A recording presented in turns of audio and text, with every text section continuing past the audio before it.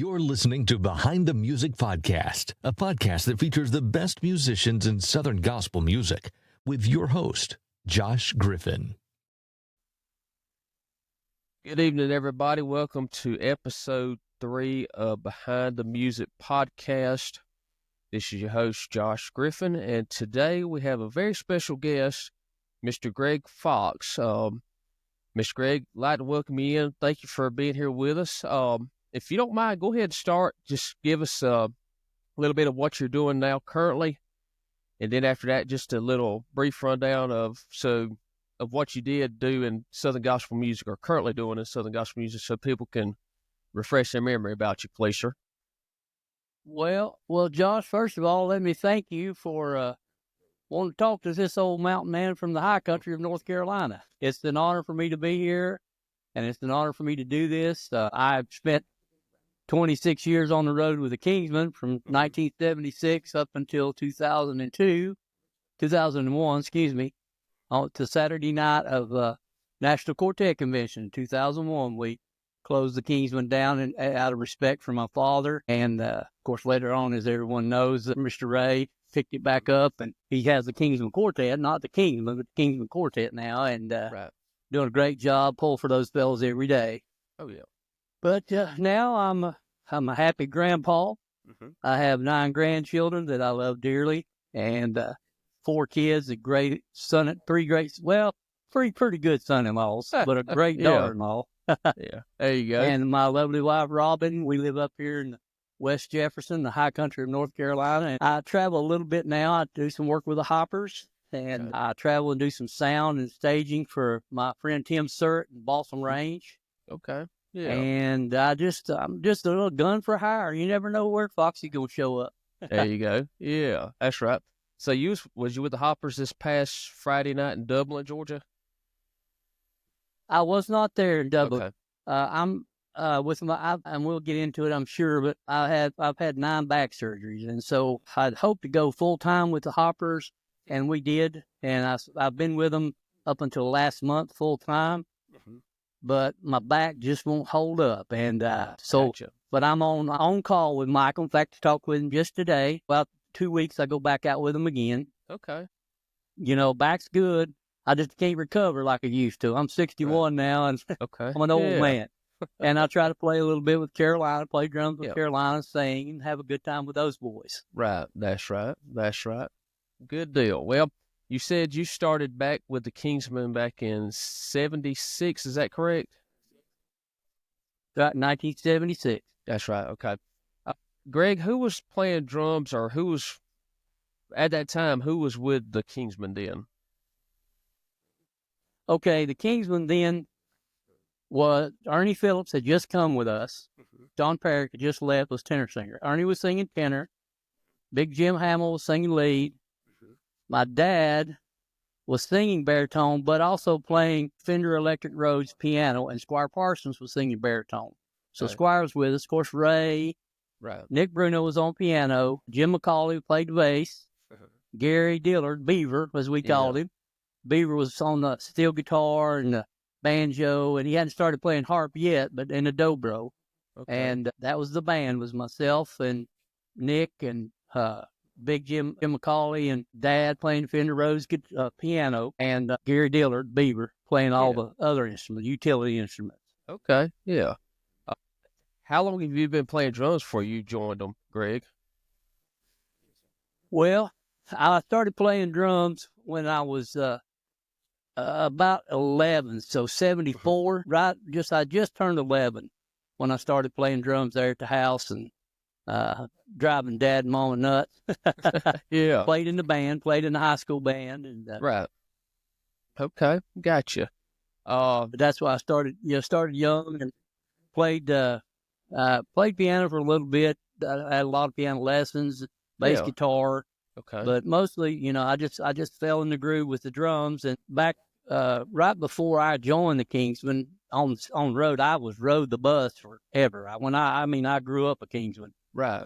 Yeah. Even back, when I was born in 1963, Dad was well on his way. He'd been with the group since '56, and Okay. so I Yeah. grew up on that old Silver Side and 4104. But when I That's started right. playing drums, right before I started playing drums, Bob Conley was playing rhythm guitar with those same players, and a guy by the name of Chester Arms, and we called him Huggy Bear, and he was playing the drums. He came Okay. from us from Nashville or Madisonville.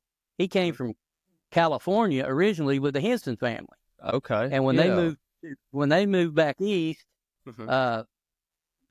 Chester left the Hensons, and Tracy Richardson joined them as their drummer.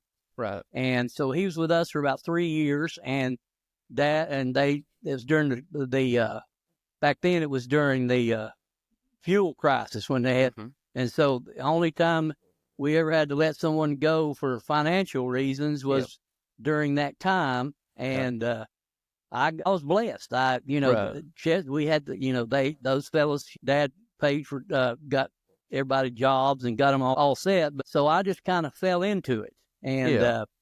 man, what a bunch of guys to fall into. Oh yeah. They all treated me. I had 9 dads on the road. That's right. That's And right. it was Yeah. great times. That's right. That's right. Yeah, they taught me a lot. That's right. You speaking of you said singing a little bit. I know of at least one song. I think you may have recorded the original Superman with the guys. Was there any other? Oh yeah, Am I I correct? did that back then. Okay. Yeah. You sure did. I did that. I Okay. love that song, and we did it on a one of our 3 for 10s, as we used to call them back in the day. Yeah. And Okay. and on one of our budget projects, and Yeah. Kenny, I'd asked Kenny if I could record that. Right. I sure wasn't Kenny Henson and those guys singing, but I had a good time singing it. That's right. The earliest I remember seeing the Kingsmen live was probably the only way I can really remember this was back in 2000. No, it might have been 1999, when the Waycross All Night Sing was real big. Where I live at is Fitzgerald, Georgia, which is about a little over an hour north of Waycross. So that was something we would go to in the summer. We went that one year in 99, and if I'm not badly mistaken, the Nealons were on the program, possibly, I think, either 99 or 2001. I'm sure they were. Well, back then, I would say probably the Nealons and Hensons, not the Hensons, excuse me, in Gold City. Yeah.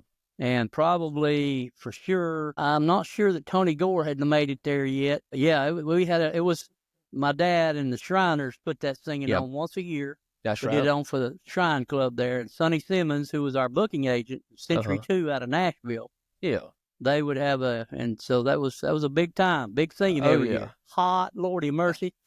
And we had to get there at 8 o'clock in the morning because we would take our sound and we would take Gold City sound and probably whoever else and combine them so we could cover. It's not like contract sound it is today. We just kind of put the group sound systems together and did the best we could. But they were great singings. Oh, yeah, that's right. And I remember that because I was listening to a Nealon's cassette tape, and I can't remember which one it was, and I knew we was going to go, so I was excited. I wanted to meet Rex Nealon. Well, he was sick that weekend, wasn't able to go. Pogo. That's right. He wasn't able to go. I think maybe Jason's our father stepped in and filled in, Dan Clark. And we got down there, we realized Rex wasn't there. They told him he was sick, so I was disappointed. Then after that, maybe a couple groups later, y'all come on stage. And that's when my love for the Kingsmen began, when I became a fan of the Kingsmen. That lineup was you. Well, thank you, Andrew son. And Brian Hudson, Jerry Martin, Parker, and Ray. And Jason Self might have been there, and Randy Miller might have been there. I can't remember exactly. But Randy and Jason were still there with us. Yeah. Yeah, that was a good time. Those were good fellas, and we, we just loved the people. And that was one of the biggest things with the Kingsmen from the beginning of the Kingsmen back in 1956, right up through all the Fox years. Those people were the most important part. The Lord was the most important part. Yeah.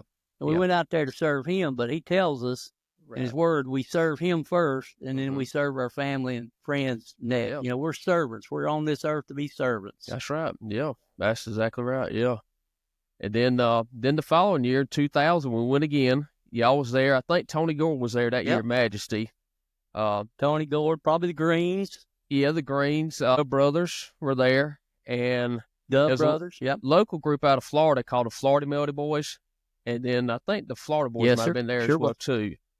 But yes, I remember because Gene McDonald was there. Okay. I remember that night vividly because that night, I didn't know it, but I was starting to, my body was diabetes, type 1 diabetes that night. I was getting up buying Coke, water, Gatorade to drink, and then later that night, that Sunday morning, we made back my grandma's house, and I got up the next morning, my mama said, something ain't right, because I was getting up all down during the night, drinking, getting something to drink, and then that Sunday, I got admitted in Tifton Hospital and stayed for 3 days and become a type 1 diabetic. So that's been 24 years ago. Well, well, how you doing with it now? You seem like it's moving along pretty good. I'm doing very good. I've been blessed. I haven't been back in the hospital in 20 years with it, or 24 years. That's great. Me. Yeah. Yes. So, but I remember that night at Waycross very well. Yeah. Yeah, sure. That's a tough thing. My mother and father both have diabetes or had diabetes and stuff. Mama still does. Mama's 85 and she's kicking wide open, covering the old pine knot. She lets me have it all the time still, but but thank the Lord so far I've dodged it. That's right. And without her, who knows? We might not would have had a Kingsman, being there to support your daddy and you going out and traveling, Yeah. Well, that's right. Well, I was honored to do it. When Dad went down in '96, November of '96, it was really tough. Right. But those 6 years before he passed, 6 years to the date that he had his first stroke, I learned so much, son. I cherished those 6 years. They were tough. Right. And there was times, but there's a lot of things that the Lord blessed me with so many great memories and so many great lessons, just good things. That's right. I was going to mention, do a little show and tell portion here. You might remember this. We got this down in Waycross, either 99 or 2001, but there was 6 cassette tapes total. This right here. There they are. Yeah, and I don't know how many times I've listened to these when I was growing up, but that one right there. And then, let's see, then there was this one as well, too. I think these were some with Chris Collins on tenor, and then some of the other three's got, I think, Jerry Martin singing tenor. Jerry, yep. The first 3 are Chris singing tenor, and the second 3 have, those right there have Chris, and then the rest have Jerry singing on them. That's right, and that was... But the Brian did and Parker was 2 middle part, and of course, Ray Dean, he's always been a key figure at the bass. That's right. And I don't know how many times over the years I listened to them, I still got them. That's right. And then after that, we go to the CDs. Probably my favorite CD of the Kingsmen all the time is probably Shelter. Yeah. That's probably my favorite. Well, I was just talking to a fella today. He was interviewing me about, he's doing an interview about Shelter. Man, Shelter came along in a real tough time in my personal life. But our group's life, with Dad being down and Jim had just retired the album before that. That's right. And then, it was then Anthony had left and stuff. And, buddy, those guys right there on that record. Yeah. You talk about a team now, buddy. Oh, yeah. I could not have been blessed to be with more better guys than those right there. That's right.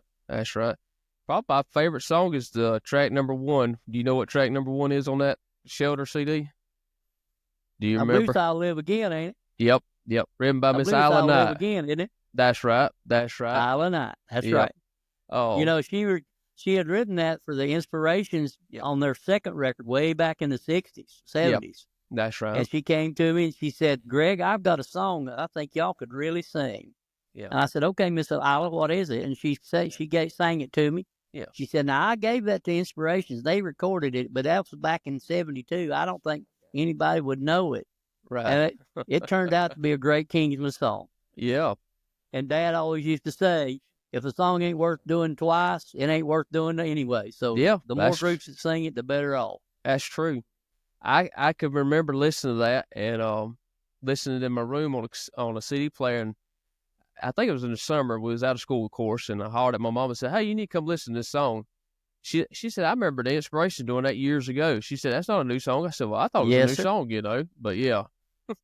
Yeah. But that's always been my that's right. favorite song. Yeah. Yes, sir. Yep, Yes, that's sir. a great song. That's right. We were blessed. We sang on the Opry 19 times. We performed on the Opry 19 times. Yeah. And we were able to do I Live Again on the Opry, and of course I'll Stand Up on the Rock, Squire song. Yeah. And both of them, I Say a Prayer, a number of songs. But we were able, one of the last times that we worked the Opry, when we had the full band and everybody, we did I'll Live Again. That's right. And then after that one, I think if I got it right, I think this one here, I guess you would call it like a table project. Big and Live, or not? Big and Live Again. Yeah. We went down to Gadsden, Alabama. That's right. And recut all the songs they did in Big and Live back in 1974. Or 73 they cut it, and 74 was Dove Award the Album of the Year. Okay. Yeah. That's right.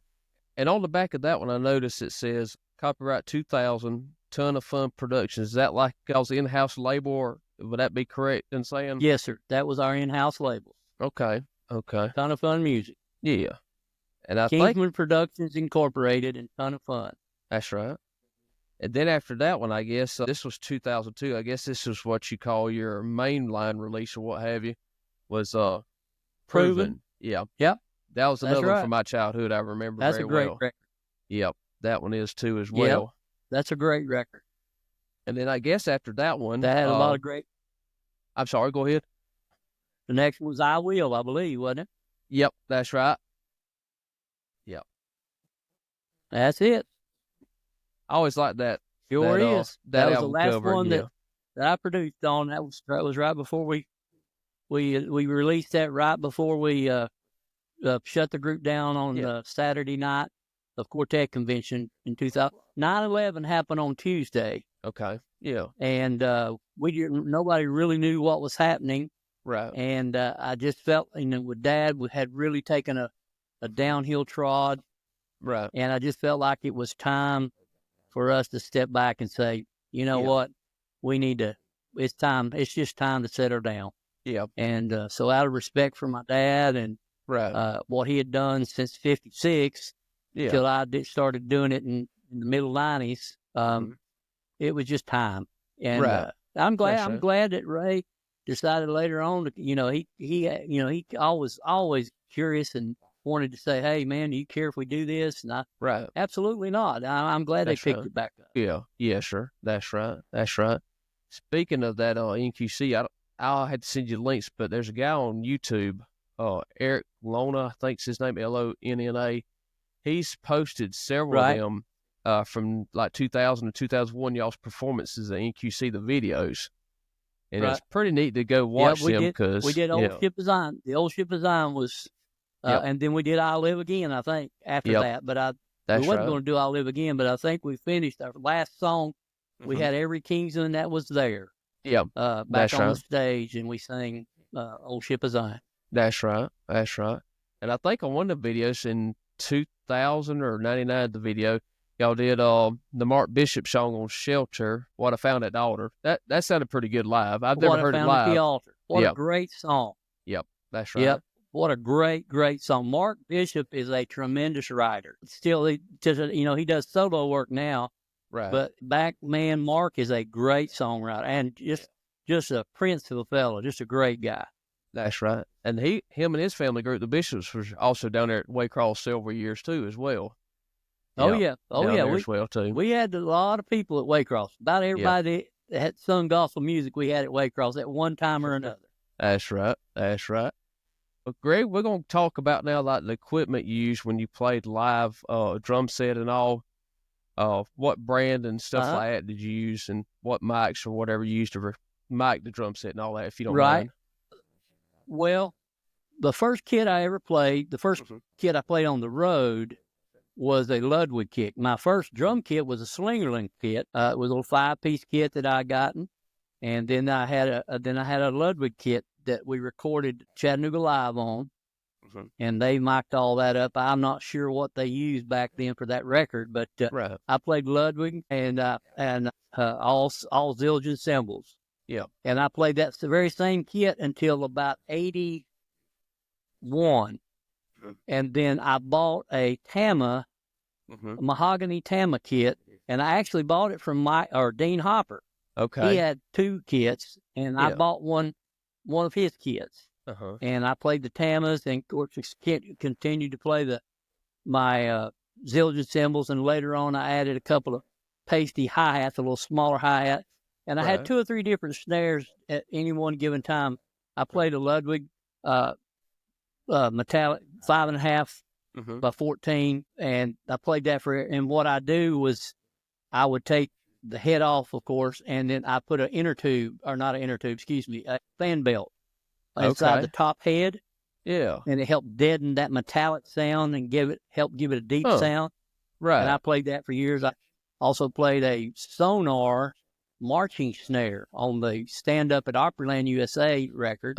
It was like 14 inches deep and 14 inches wide. It was an actual marching snare at the high school that I went to, Inca High School.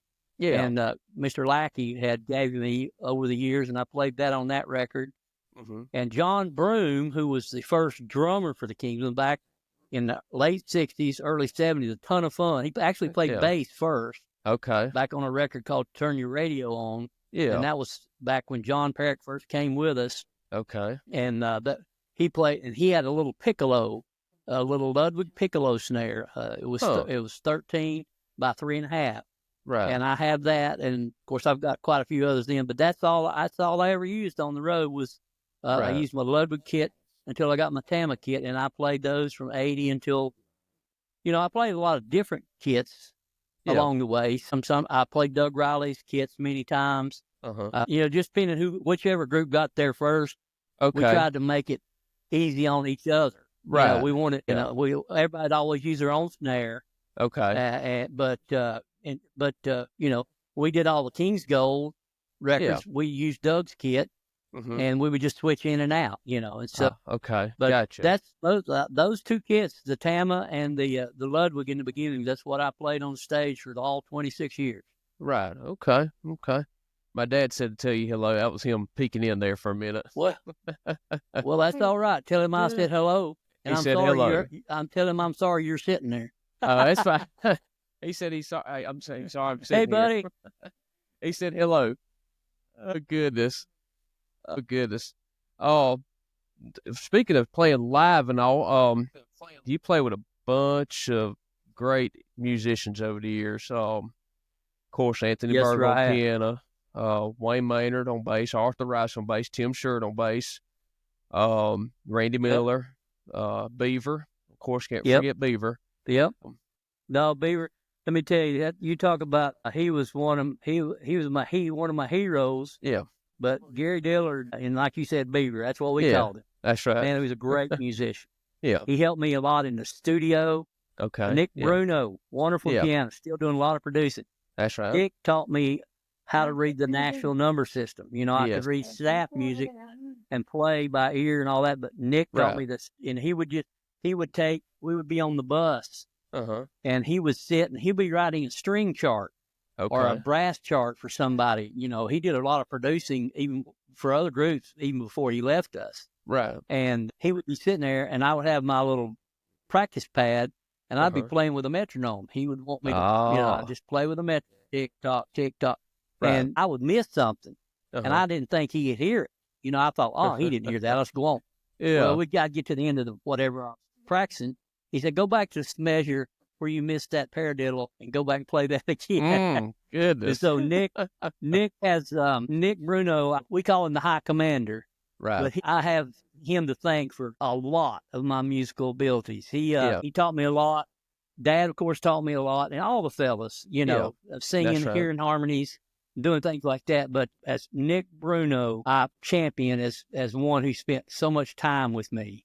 Right. And he was just great. He was great. That's right. And then again, you got Anthony Berger. I played for years with him, and then you just go right down the line. Tim Lovelace, what a great piano player.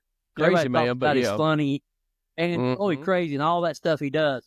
But a piano playing machine. I mean, could play that piano. Yeah, and played about anything what too. A wonderful musician.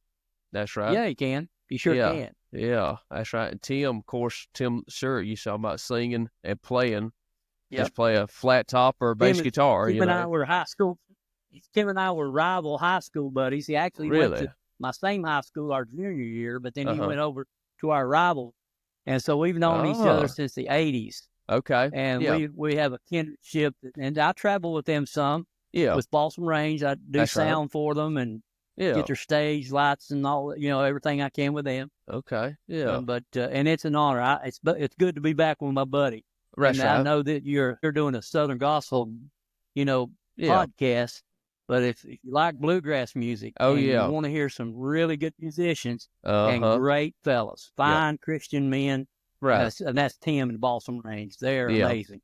Yeah. I love their version of "Gonna Be Moving," that old Kingsmen song. Yeah. Well, we got that song from Doyle Lawson, who Really? sang bluegrass. Okay. We yeah. got that song from Doyle Lawson, Yeah. and then we sang it. Huh. And then later on, Tim went back, and Tim kind of got they recorded, and it's kind of Kingsman, and it's kind of Doyle, but it's Right. all Balsam Range, and it's That's really right. good stuff. Huh. That's right. I didn't know that. I think that was y'all recorded that on the Silver album, which would have been Silver. Yeah. I have that album. I actually had 25th 2 anniversary. copies. Yeah. And that's a good album too. Yeah. That's right. Yeah, it is a good record. Another guy that you play with, Roy Rigdon. Yeah. Played bass and all. Rory, yep. Yeah. Yeah. Yep, Rory, That's right. we used to sing. We would sing at Bonifay Uh-huh. every year. Yeah. All night. J.G. Whitfield sing. We'd sing. We'd start at dark. Yeah. We'd sing till daylight. Okay. And we would leave Bonifay, and we went to a little town about 12 miles or so, not far up the road, to Rory's dad's church in Ponce de Leon, Florida. Oh, okay. And we sang at Rory's dad. His name was Roy Rigdon. Uh-huh. And we sang at his church. In fact, the first time we did Standing on the Solid Rock that we did on Chattanooga Live, Uh-huh. in front of his pulpit, he has this big old rock that he would in the pulpit. And we Right. got out there, and little Ernie got out on that rock and was singing, "I was standing on the solid rock," out there on that little rock. Oh. Rory's been a friend for many, many years. And when he moved to Asheville, their family moved to Asheville, North Carolina. I took him around to all the high school coaches and got him involved in ball and everything. Okay. And so he wasn't the new kid on the block. And, Yeah. And then later on, he came with us. He was an engineer in the studio for a long time. Okay. And then we had an opening to help me with sound and drive and play rhythm guitar. And then he ended up playing bass. Yeah, he's a great musician. Huh. Yeah. Okay. Gotcha. You mentioned he's not a musician, but a great tenor singer, Ernie Phillips. I had the opportunity to meet him back in, I think, 2016. He filled in with the Kingsmen. Right. And then that was in The Little Giant. That's right. That was in December of that year, January. And then we went on the Singing at Sea cruise in 2016, and I got to see him on the cruise. And me and my twin sister, we was walking out on the cruise late one night after midnight, and we didn't know it. We didn't see him, but he snuck up behind us and hollered at us. It scared us, Yeah. He was a jokester. Yeah. A super nice, sweet little guy. Ernie was. Yeah. Oh, he was. Well, I'm gonna be honest with you, Josh. Mhm. I'm kind of partial. Yeah. But I think that God has allowed me and blessed me to come up with the best of our music. Oh, yeah. From the early 70s right on up through 2000. Some of the greatest groups, greatest quartets, greatest bands. That's right. Greatest mixed quartets, vocalists. Right. And man, all my boys, I call them my boys. Daddy, that's what right. Daddy always used to call us. Yeah. We were like brothers, and That's right. we were like, I had, like I told you earlier, I had 9 brothers, or I had 9 uncles. I had 9. Right. So at any one given time, and it was right. that way. We were family. That's we right. were a family. That's right. I won't never forget on the cruise. I think he told us, "Y'all just call me Papa Ernie. It'll be all right." I said, "Okay, we will." Yeah. Yep. Yeah. Very nice Well, guy. I'll tell you a funny story. I had somebody call me Foxy one time, Uh-huh. and I said, "I'll tell you what, I'm honored that you would say that. Yeah. But that was my dad. If you won't call me Right. Little Foxy, that's fine. That's right. But That's right. And I could never be my dad. But man, little Ernie and Squire, Yeah. and Nick and Jim, I mean, I can name them all. And Yeah. Bob Conley, Jet Chester, John Parrott. I mean, they all, and I still, Bob Conley lives about an hour from me now. Okay. And he and I and his wife Kathy and Robert, we've gone out to have seen concerts together. Yeah. Gone out and had dinner, and once in a while Bob and I'll meet down to this little restaurant in Hickory and have eggs and liver mush and Okay. Yeah. And so those guys were special. That's right. That's right. That's right. You mentioned your dad. I never got to meet Eldridge. I've always heard a bunch of good things about him from different people. Yeah, just tell a little bit about him if you don't mind. No, I tell you, I'm honored. Yeah. My father, he was special, and that's not because he was my dad. Right. He wanted to see this industry grow. Yeah. He cared just as much about every other group as he did us. It wasn't a very good quote if you were looking at it from a business black and white situation.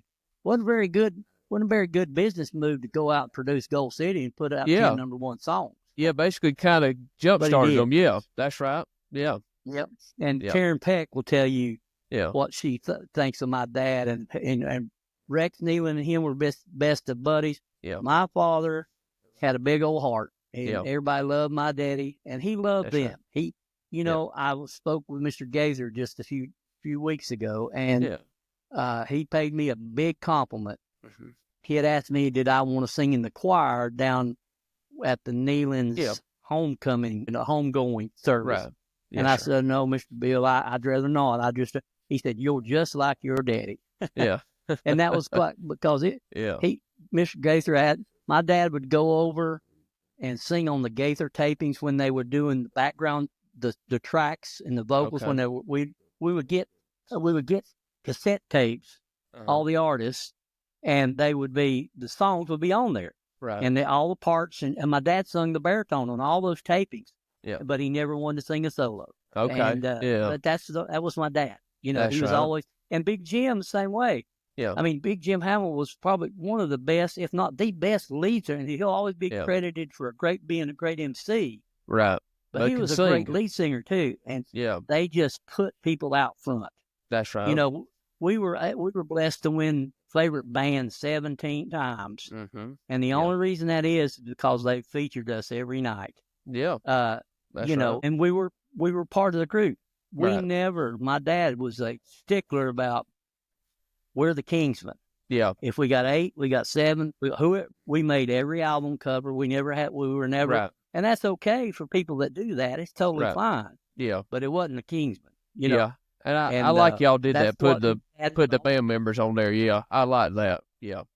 Yeah. We were just a part. We were very much a part of the group, and that's the way we did our concerts. Yeah. We'd kick it off with something, and before you know it, if they were liking the tenor singer, we were riding Little Ernie or John or Jerry or whoever, Gary Shepard. Right. Or if Ray Dean was having people liking Ray Dean, or if the band, we might do 2 or 3 band numbers. Whatever those people wanted that night, that's what we did. Yeah, that's right. That's right. Yeah, I play bass in a little local group down here. I played for 26 years. Yeah. Right. I played for 26 years, and we never did the same program twice. Ever. That's amazing. We never had a planned program. Ever. Goodness. That's and that was tough on band members. Oh, yeah. You got to remember a lot. And when you came with the Kingsmen, you had to learn, depending on when you came, you might have to learn 45 years worth of material. Yeah. Because Big Jim, he would call songs that they might have done before he even came. Yeah. And that's what made it the Kings. We were we're off the cuff. That's right. And we were blessed enough to have the Holy Spirit move into a concert. Yeah. We went with it. You don't program. You can't program the Lord. No. You can't make him come. He's going to send the Spirit when he's ready to send the Spirit. Yep. That's right. It's our job is when that comes, you get out of the way. Yeah, and let him move. Right. Yeah, that's right. You talk about him will call something. Y'all may do. When I wake up and sleep in the morning, right after that, he may call Jesus, I love you or something. You never know, right? That's exactly right. Yeah, that's exactly right. So I'll ask you a couple more things, and then we'll probably wrap it up. And I appreciate you, sir. Speaking of songs like that, what was your favorite Kingsmen song, I guess you would say? I think probably my favorite Kingsman song. I had a lot of 'em. I mean, I love them all. They mean each one of them means something different. Yeah. But if I had to pick one, Mm-hmm. it would probably be either "I Can't Even Walk" Yeah. from the 24 Karat Gospel record. My dad sung that, or Yes. "Gone" that he wrote. Yeah. From back in the early 70s, A Ton of Fun on an album called Just Plain Singing. Okay. Those will probably be my, if I had to pick one. And then, of course, Beulah Land. I was blessed to be on the bus with the rider, with Squire Parsons. And the reason Beulah Land means so much to me and Squire is when I got saved at 14 years old in La Mesa, California, 3,000 miles away from my home at a Kingsman concert. Squire had done the message. He was already announced that he was leaving. And when I felt the call of the Lord, I went back and got Daddy in one hand and Squire in the other hand, and they led me to the Lord. And that's so Beulah Land means an awful. That's right. That's right.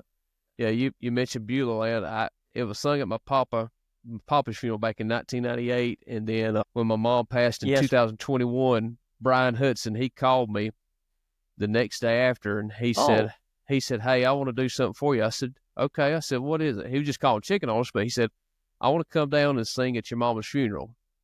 I said, "Are you serious?" He said, "Yeah." How great is that? That's right. He said, "Whatever you want me to sing," he said, "I can do I Wish You Were Here or Beulah Land." And we picked Beulah Land, and that was probably the best I've ever heard in my life. Yep. Well, Brian's a good man. He's a fine man. He was a fine young man, and he's a fine old man. That's right. He's still quite a bit younger than I am, but he's a good fella. Yes, sir. And picking a favorite song for me, if I had to put but those hit me right now. You'd ask me again in an hour. Yeah, it's gonna be something different. That's how much that music meant to my life. Yeah, that's right. Old Ship of Zion. My goodness, Jesus, I Love You. You already mentioned that. That's right. I love to hear John Parrott sing "Look for Me at Jesus' Feet." Yeah, my favorite John Parrott song is "Jesus, I Love You." When he can sing that. Buddy, when he sings that, I just get to snotting and bawling like a big old whale back there. I can't do nothing but cry. That's right. That's right. They all mean something. You're Not Alone, which Squire wrote. Yeah. But Chris and Jerry did such a great job. Great job. Brian, Rise from the Grave to Meet the Lamb. Yeah. I'm Surratt started, he sung it first. Right. And then that's right. Brian, so it's just, man, we start listening to records. I'm telling you, you put a record on, man, you'd be crying before it's over. Yeah. That's all I'm going to do. Yeah. I mean, you had three great guys that sing Wish You Were Here. You had Tim originally, and then Brian, and then later when he joined later, and then Jason Self, of course. Yeah. Jason Self. What a great singer, great musician. Yeah. Great man. Yeah. He was a boy, but he's a great boy. They're my boys, like I said. That's right. It was my boys, and I love them all, and I cherish their friendship and their... Yeah. In my opinion, one of the best bass players. Him and Adam Borders are my two favorite bass players. Great, yeah. Well, I was, you talk about playing with other people. Yeah. I was blessed to play with Teddy Huffman in the gyms and the Quartet Convention. That's many right. times sit in with other groups. Played for the Hensons a couple of times when Tracy was out sick. Okay. All the way down through the years, I've been blessed to sit on the stage and play. But I got to play, I never got to play with Gold City because Doug was always there. Yeah. But, I was just blessed, I can only say that. I was blessed to sit in on some of the best of the best of the best of our music, and I consider it an honor. I love those people and those men and those women. That's right. That's an industry that our industry, the Southern gospel or gospel music, whatever you want to call it. Right. It's the good news, and that's what it's all about. It's the good news. Mm-hmm. That's right. That's right. If you don't mind, let's close it out. Give us a good road story featuring somebody, probably Hamill or somebody like that, if you don't mind, that you could think of and share if you don't mind. Oh, my goodness. Lordy mercy. We could be here, Josh, son, we might be here till daylight. I could tell you so many stories. Well, I'll tell you what, since I was in the band. Yeah.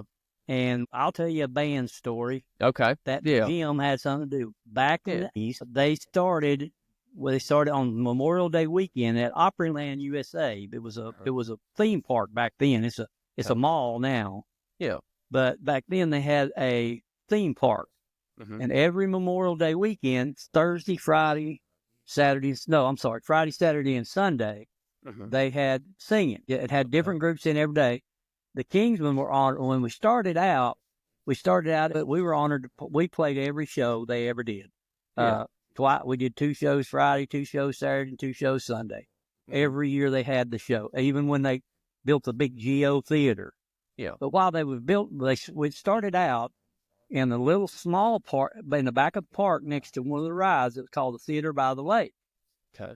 Well, it got so big they had to do something. They couldn't put all the people in there. Yeah. So while they were building the Chevrolet Geo Theater, which would seat 7,000, they put it out in the parking lot, which is now the Opryland Hotel. I don't know if it's still called Opryland Hotel. I think it may be called Peabody or Stouffer's or something. I'm not real sure what it's called now, but it was the Opryland, right out behind the Opry. Yeah. And they put a big tent out there, and they put an outside stage, and they did that for a year. They did it that year because they were building the theater, and the other one was too small. So to get all the people, so there's 10,000 people out here, and Big Jim is introducing everybody. Yeah. He said, he'd introduce this one, introduce that one, and when we got to Big Ed, he said, Ed's lost 75 pounds, and don't he look good? And everybody's clapped. Yeah, nice little clap, He said, and you know what? He said, what about my diet? Look at me. And so we got a little nice little, what we call a golf clap, a nice little clap. He said, yeah. And the funny thing about it, he said, you can eat anything you want, but you got to eat it with 4 naked fat people. And that's exactly what happened. It went totally quiet. Yeah. I mean, we never thought, he had put his foot in his mouth this time. And about it, in a millisecond, just a couple of seconds, we heard this little laughter in the back. And within about 10 seconds, the place went crazy. I mean, they were clapping and laughing. Everybody was it was funny. And Jim couldn't get him settled down. He said, settle down quick. We got more to do. He turned around to us in the band. It was Arthur, Anthony, myself, and Gary Dillard, Beaver. Okay. Yeah. He turned around and said, do I Saw the Light? We did I Saw the Light. And he said, have you enjoyed the Kingsmen? And we walked off the stage with 15 more minutes to go, but he finished it with the band song because he couldn't get it back under control. Yeah. There's you a funny story that, people enjoy. But it was so funny. I mean, he said that we were, it was just funny times. But there were so many great times. Gary Shepard hit me in the ear one time playing wiffle ball up in Chicago. I thought my ear was going to fall off. I mean, little thing. Right. Tim Sturt and I out driving the bus in Arizona. We had a breakdown, and he was going one way, and I was driving the bus the other way, and we had just all kind of stories over the years. But there's you a funny story about with Big Jim and the Kingsmen and the band. Let me add this: was you the road manager at that time with the Kingsmen, or was your daddy still traveling then, being the manager? Dad was still with us then. Yeah. What did he say afterwards? And I took over the road duties before Dad got sick. Yeah. He just started staying home more and producing Karen and building the studio with the McCameys and our record company and that's right. Horizon and Crossroads. Yeah, Horizon. And so, but you know what? It was not road managing when you got a bunch of guys that know what to do. Yeah. It's like a bunch of guys. We were just having the best time with each other. We'd go, man, I can remember times that we'd sing with the cathedrals way before King's Gold started. Okay. It was us in the cathedrals, and we did it. And we would sing for Larry Orrell and his dad, Lloyd Orrell. And we would sing in Dayton, Ohio, and Indianapolis on one weekend on Friday and Saturday. And the next weekend, we'd sing in South Bend, Indiana, and then go up to Detroit, Michigan. Okay. But after each Friday night concert between Dayton and Indy and South Bend and Detroit, us in the cathedrals, after we sing and get on stage and do stuff together, and Roy Trimble would pick little Ernie up like a marionette puppet and play, like we did with King's Gold. So all kinds of songs. We would perked out. We would go bowl till like 4 a.m. Goodness, and play basketball in the gym. They'd get up the next morning at 8 o'clock and go play golf. We just loved each other, and we loved all the groups. We had the best time, and we worked hard. Yeah, we worked hard, and I think we pushed other groups to work hard. We wanted those people right. in the front lines. That's what, man. Jim Hamill, he would clean our clock if he'd catch us looking over in the wings and playing over there and looking at somebody. It was always, he said, boys, it's in front of those front lights. Yeah. He said, and that's, my dad, the only thing that you get fired for was mistreating our people. Yeah. You're a human being. You're going to make mistakes. Things happen. That's right. But you mistreat our people, here's your month's salary. You got to go. Yeah. That's what it was all about. Yeah, that's right. That's right. Yes, sir. That's right. Even on the local scene with the local group I play in, you're right. Yeah. The people that come see people that come see you, they could be doing something else, Yeah. That's right. They taking their time. Yeah. And and a lot of times they're hard-earned money to come to a concert. Yeah. And they expect some of them want to be entertained, some of them want to be blessed, some of them want to laugh, some of them want to cry. That's you got to do it all. Yeah. You got to and that's where you have to follow the leading of the Spirit. Yep. That's because some concerts were just that. They were concerts and they were entertainment and they were fun. Yep. That's right. But other concerts were really, really deep, really deep. That's like a lot of people don't realize when we did Chattanooga Live. Yeah. It's not on the record because they run out of time. Okay. But at the end of our concert, we called James Blackwood out to the stage and we had an altar service. Oh, yeah. That's how good it was. That's right. Goodness. That was another good one too. That's right. That's right. Mr. Gray, we'll have to schedule a part 2 to this because there's so much more we could talk about. I know you got a life and things to do, and I appreciate you, sir. Well, Josh, son, just know if I can help you in any way, you got my number. You holler at me anytime, and this old man up here in the mountains will help you any way he can. Hey, I appreciate sometime next time I can tell you about some more of my heroes. Yeah, there you go. Heroes. That's right. That's right. And I appreciate you. In all them years of first listening to Kingsmen, I never thought I would ever get to talk to Greg Fox, but here we are. This is cool. Thank you, sir. Well, son, you just talking to old Greg. That's all he is. Well, I appreciate you, sir. Thank you, everybody, for listening. This has been episode 3 of Behind the Music podcast featuring Mr. Greg Fox. We'll definitely have to see if we can schedule a part 2. And Mr. Greg, we appreciate you so very much. Take care of yourself, Josh, sir. Thank you. Thank you, son. I'll be here for you anytime you need me. Thank you, sir. Appreciate it, everybody. Let's see that. You have been listening to Behind the Music podcast with your host, Josh Griffin. Tune in next time, and until then, please rate and share this podcast.